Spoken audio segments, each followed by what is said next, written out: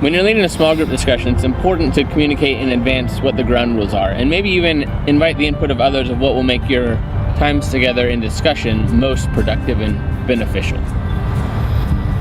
Try not to dominate the conversation. You're gonna have your opinions, but we want you to be more of a guide. So encourage everyone to participate. You'll need to be sure to redirect the conversation when tangents arise. Be aware of those who are kind of being exceptionally quiet or possibly even disengaged, and engage them by simply asking if there's something they'd like to share or what their thoughts are and what the conversation is at that moment in time. And sometimes you're going to have students that want to dominate the conversation, want to talk all the time. Try to gently encourage them to let other people have a chance to share what they think. If a question arises, try referring it back to the group and see what they have to say.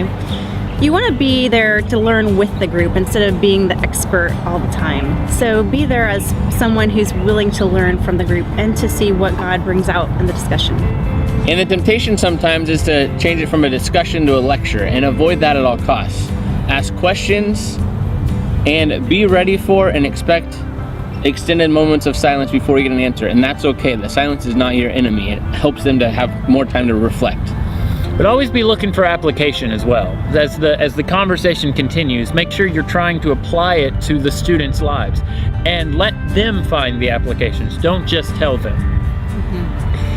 And also, don't forget to pray before the conversation and maybe even after as things arise. You want to make sure that you're inviting God into the discussion and being open to the Holy Spirit's leading.